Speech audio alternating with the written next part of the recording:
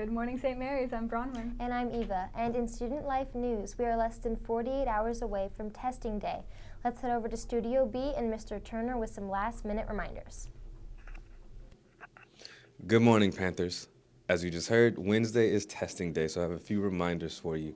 For 9th graders, 10th graders, and 11th graders, please make sure that your device is fully charged and that you bring a charger with you as well. And make sure you've tested your device on the Blue Book app. We've gone through that a few times on the announcements, but just do it again to make sure you've got everything ready to go. Also, be here at 8:15 to get your name tag, get to your room, so we can all get started by 9 o'clock a.m. Lastly, make sure that your parent or guardian or whoever is picking you up knows what time to come and get you. Everybody's probably going to be done most likely, but somewhere between 11:30 and about 1 o'clock. So make sure you've got somebody or you've figured out your transportation to get home from school that day.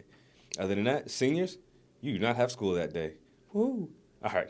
Everybody have a great day. Bye. And what a terrific opening weekend of Mean Girls this past weekend. I had a chance to catch up with Miss Davy right after Saturday night. Who am I here with? Oh, hi. I'm Miss Davy. And what was your favorite part of the show, and why should everyone come see it? Oh my gosh, every part is my favorite part. Let's see. Tonight it was the falls, the girls falling. Karen fell the best tonight. Trust falls.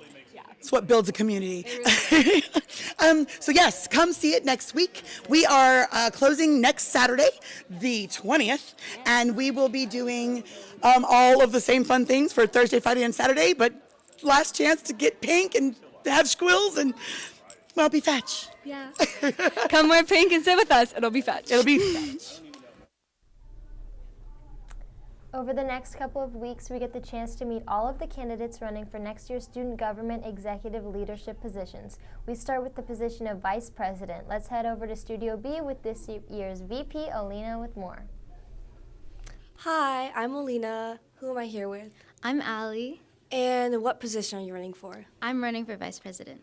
Okay, so I'm going to just ask you a few questions. The first one being, how will you commit to fostering a culture of community through your position and demonstrate your commitment to student life at St. Mary's? Well, for one, I would love to be given the opportunity to place a greater emphasis on student voices and meet the community at their needs. I really want to create and provide more experiences that the student body wants and ask questions and seek out perspectives so that way everyone feels heard and seen. Okay, thank you. And then the next question is, what makes you a unique candidate for this role versus everyone else applying?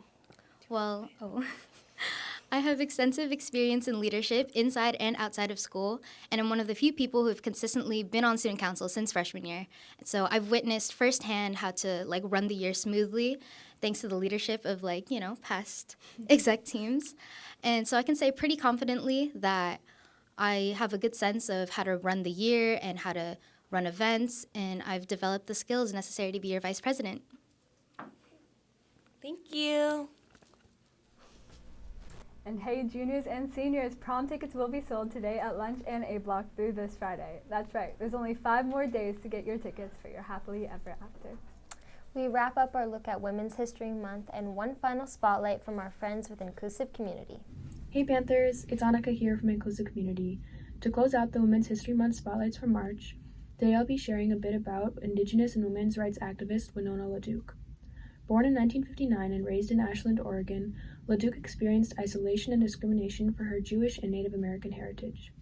During her time studying at Harvard, she took a closer look at the implications of mining practices in Navajo reservations and joined the White Earth Reservation of the Ojibwe Nation her father came from. Alongside the White Earth Land Recovery Project, she advocated for land rights and resources among those living on the reservation. LaDuke's activist work included supporting the Incite movement called Women of Color Against Violence, as well as founding the Indigenous Women's Network for Female Independence and Against Forced Sterilization, a topic which was prevalent but often went undiscussed in Native communities. Her activism expanded to environmental advocacy and sustainability with the organization Honor the Earth and as a prominent member of the Green Party. Her legacy to protect the rights and dignities of Indigenous people, and especially Indigenous women in the long term, continues in the platforms of the many organizations she developed. Thank you. Now back to announcements. And we head right back over to Studio B with another candidate interview, but this time for Director of Spirit and Athletics.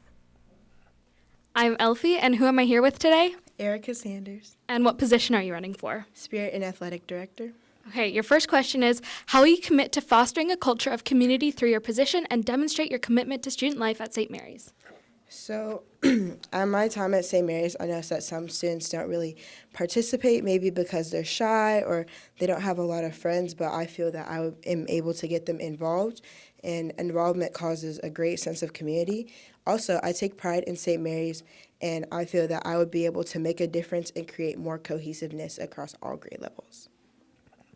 Great, and your second question is, what would you contribute to Executive Council if you were elected for Spirit and Athletic Director? So 1, I have great leadership and social skills. 2, I feel that from my previous experience on class council that lower grade class councils don't have a voice, and I feel that I would not only hear their voices but also let their opportunities be acted upon. And then 3, I have a very diverse group of friends, and I feel that I would be able to connect with my peers to speak on their behalf and listen to their concerns, questions, and ideas. Great, now back to announcements. And now here's Dylan with your Panther Athletics. Today we have our first matchup of intramural futsal with the Suxers led by Peter Podesta versus BBC News Elite led by Emiliano Serran. Come out and enjoy some fun in the gym at lunch. And in men's volleyball, the Panthers continue to be on a roll, winning their 4th match of this week and 3rd consecutive shutout with a 3-0 win over Silesian. Overall, the team has won 6 straight league matches and is tied for first in TCAL. Congrats, guys. And on Friday, there were 2 rematches as both baseball and softball played the same team twice in 3 days. Fortunately, the outcome was the same, but just in a very different way. Baseball traveled to Contra Costa College to take on De Anza this time. It was all tied up after 7 innings. In the top of the 8th, the Panthers were able to push 3 additional runs across the plate to come away with a 6-3 win. And on the mound, St. Mary's was led by pitcher Damian Nolan, who struck out the 6 batters over 6.2 innings, while giving up just 1 earned runs off 7 hits. And in softball, St. Mary's varsity Panthers won big over St. Patrick St. Vincent 12-4 on Friday. Isabel Cohn pitched an entire game for St. Mary's, striking out 5, and the Panthers collected 14 hits in the game. Taylor Zweden provided a pop in the middle of the lineup and led St. Mary's with 3 runs batted in on both a triple and homer late in the game, went 2 for 4 on the day. Faith Goodlow and Maylani Abraham each collected 3 hits for St. Mary's. Gabriella Clement and Lennon Crawford each collected multiple hits. Faith Goodlow stole 2 bases. The Panthers flipped the game on its head in the bottom of the 5th, scoring 6 runs on 4 hits to take an 8-3 lead. The biggest blow in the inning was a double by Maylani Abraham that drove in 2. In the bottom of the 6th, the Panthers added to their lead with 4 runs thanks to home runs by Lennon Crawford and Taylor Zweden.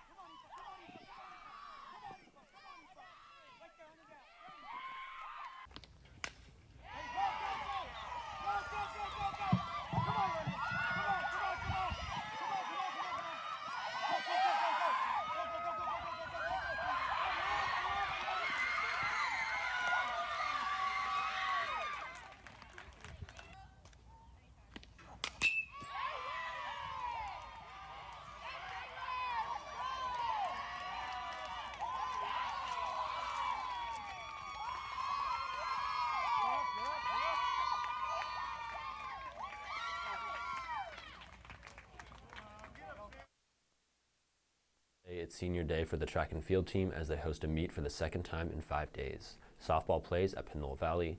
And now back to Bronwyn and Eva. Thanks, Dylan, and a very happy birthday to Anamika, Benjamin, Cassie, and Lavelle. Happy birthday from all of us to you. We wish you happy birthday so we can party too. Hooray!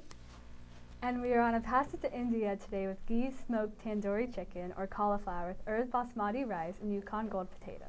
There are also cheeseburgers with fries and chicken or tofu Caesar salad over in the Shea Cafe.